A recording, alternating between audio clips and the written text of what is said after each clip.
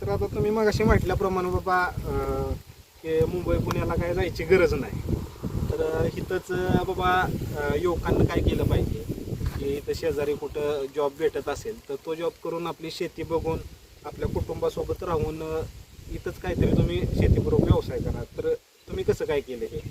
मी काय ठरवलं की बाहेर जाण्यापेक्षा आपण इथेच थोड्याफार पगाराची नोकरी करून इथेच आपण दुसरा कोणता तरी व्यवसाय करून इथेच राहायचं असं ठरवलं. आम्हाला थोडीफार शेती आहे, ती शेती करून एक नंबरचा थोडीफार शेती आहे, शेती करून कोणता तरी व्यवसाय करायचा म्हणून दुग्ध व्यवसाय हा व्यवसाय मी निवडला. दुग्ध व्यवसायामध्ये कसं आहे माहिती आहे का, नोकरीचा थोडाफार पगार आणि दुग्ध व्यवसाय असे दोन्ही मिळून आपल्याला आपल्या जीवन मुंबई उपयोगी पुण्यापेक्षा ते परवडतं हा. आहे का नाही? तर आता मुंबई पुण्याला काय आहे, धकाधकीचं जीवन आहे. तसेच तिथं आता गेलं तर बरं का खर्च तर अंदाजे रूमचं भाडं मुंबईला 5-6 हजार रुपये असं.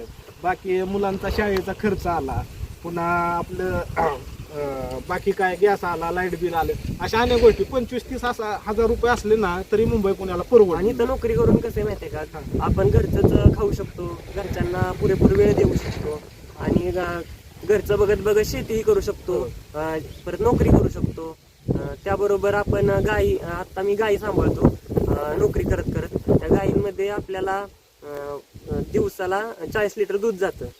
खूप खूप मोठी गोष्ट आहे बरं का. दिवसाला तुम्ही आता 2 गायी चालू आहेत, मगाशी आमची चर्चा झाली, त्यांच्या 2 गायी चालू आहेत. आता एका टायमिंगला एक गाय 10-10 लिटर दूध देते, तर दिवसाचं सरासरी 35-40 लिटर यांचं दूध जाते. आता सध्या दुधाला भाव कसा आहे?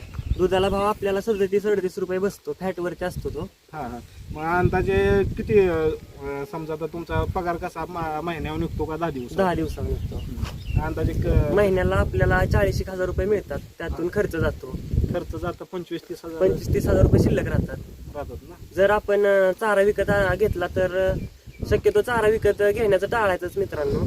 शेतीमध्येच आपली शेती असेल तर शेतीमध्येच कारण गुरांसाठी चारा करून तो गुरांना घालावा. कारण आता चारा विकत घ्यायचा म्हटलं तर ते परवडत नाही बरं का. कारण तुमची शेती समजा एकर असू द्या, 1.5-2 एकर असू द्या क्षेत्र, तर त्याच्यामध्ये आपली मका वगैरे कडवाळ काय असेल ते करायचं आणि त्याच माध्यमातून आपल्या जे पशु असतील तर त्या माध्यमातून हे करायचं. तर आता तुम्ही आता जॉब करून करताय, मग शेड्यूल कसं असतं तुमचं बाबा जॉबचं पण बघायचं, मग गुरांचं पण कसं काय करता ते? मला सकाळी 8ला जॉबवरती जावं लागतं.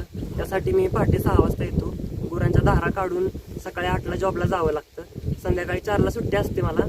4ला आल्यानंतर ना पुन्हा घरी गेल्यानंतर रानात येऊन गायींचं करायचं, 6 वाजता धार काढून पुन्हा घरी, असं माझं टाइम टेबल आहे. तुमचं जे जॉब आहे तो 8 ते 4 आहे? 8 ते 4. आणि त्याच्यानंतर सकाळचं उरकून पुन्हा 4 वाजता इकडं गायींकडे येतात.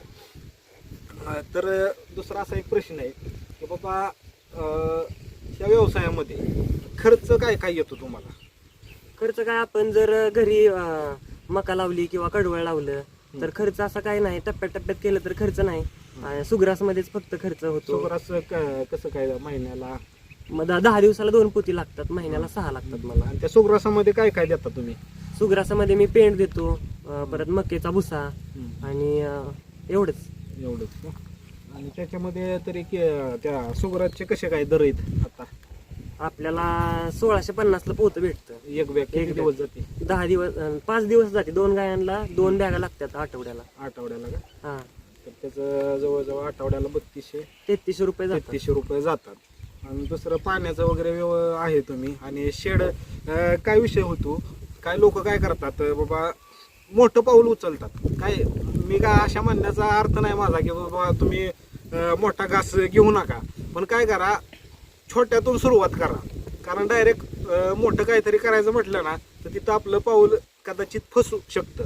तर काही ठिकाणी काय होतं बाबा, लोक काय करतात की शेडला किंवा काही दुसऱ्या काही गोष्टींनाच खर्च भरपूर करतात आणि ते नंतर तोट्यात जातात. म्हणजे ह्या दुग्ध व्यवसायामध्ये शेडला, आता हे शेड बघू शकता तुम्ही, तर हे शेड छोटंसंच आहे.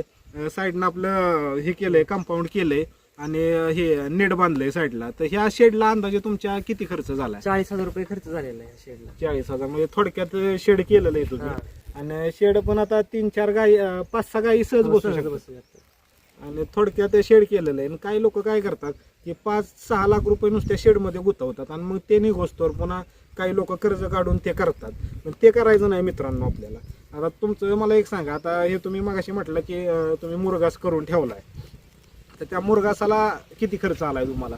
मला त्या मुरघासाला 10,000 रुपये खर्च आला. 7 बॅगा भरलेल्या, 10,000 रुपये खर्च आला. आणि मग आता इथं तुम्हाला मगाशी म्हटला एकरभर तुमची मका होती, एकरभर होती ना? हा, एकर बरोबर. तर त्या मक्याला पण सुरुवात लागणीपासून किती खर्च आला असेल अंदाजे? 20,000 रुपये आला असेल. म्हणजे थोडक्यात आता हे तुमच्या 5-6 बॅगा आहेत. हा, किती बॅगा आहेत 7 आता? आहेत, 7. 7 बॅगा आहेत ना? तर 7 बॅगा किती दिवस जातील अंदाजे? 3 महिने. 3 महिने. म्हणजे तुमचा आपला आता फेब्रुवारी चालू आहे, मार्च, एप्रिल, मे, आपल्या पूर्ण उन्हाळा ह्यांचा निघून जाणार आहे. 1 एकरमध्ये त्यांना मका केली होती आणि मुरघासच्या बॅगा भरून ठेवलेल्या आहेत. तर चला आपण जरा तुमचं पाण्याचं व्यवस्थापन आणि मुरघासच्या बॅग वगैरे चेक करू. चला.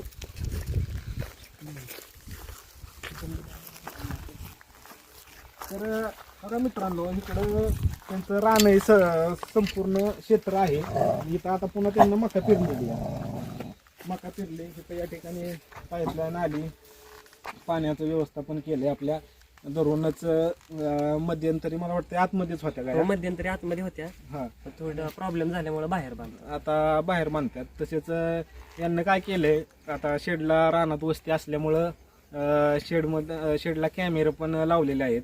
काय विषय होतो हे आता जरा सध्या जो थंडीचा सीझन असतो त्यामध्ये जरा चोरीचं प्रमाण वाढतं, त्यामुळे त्यांना कॅमेरे पण लावले आणि प्लस त्यांचे वडील झोपायला असतात तिथं. आणि तर आता ही पाण्याचं नियोजन, ह्या टाक्या कशा काय तुम्हाला मिळाल्या, कसं काय भेटलं? ही टाकी आपल्याला 25 रुपयाला मिळाली. हा, आणि अजून ते खाण्यासाठी कुंड्या ते केल्या 700 रुपयाला आणली. 700 रुपये. म्हणजे ते आता हे टिकतं का? हो, टिकतं ना, व्यवस्थित वापरलं तर टिकतं बघा. आता हे पाणी रोजच्या रोज तुम्हाला हे साठवावं लागतं का? 2 दिवसातून भरावं लागतं. 2 दिवसातून का? बरोबर. आता इथं पाईपलाईन आली तुमची आणि ह्याच्यात आपलं हे टाकून हे करता. हो. ठीक आहे. तर आता हे बघा इकडं मुरघासच्या बॅगा भरून ठेवलेल्या आहेत, तुम्ही बघू शकता.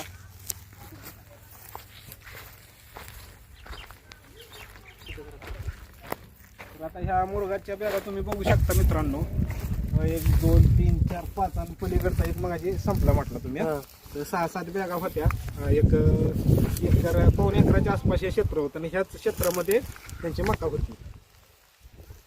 अशा पद्धतीनं मित्रांनो मुरघास, म्हणजे मुरघास खातात ना, म्हणजे परवडतं का ते? मुरघास परवडतो, पण त्याच्याबरोबर आणखी जर वाला चारा असेल तर दुधात पण थोडी वाढ होते. हा. आता सध्या म्हणजे तुमचं चाललंय बऱ्यापैकी व्यवस्थित. आता शेडचा पण तुम्ही खर्च कमी केलाय आणि ह्या मुरघासमध्ये. तर मित्रांनो, हे होते महेश तांबे आपल्या बरोबर. आपल्याला त्यांना बाबा गुरांची किंवा आपल्या गायींची बऱ्यापैकी माहिती दिली. तसेच चारा व्यवस्थापन काय असेल, दुग्ध व्यवसायामध्ये येणाऱ्या अडचणी असतील, या सर्व विषयी माहिती दिली, त्याबद्दल त्यांचे धन्यवाद. मित्रांनो, तुमच्या भावाच्या चॅनलला सबस्क्राईब, व्हिडिओ लाईक, शेअर आणि कमेंट करा. धन्यवाद.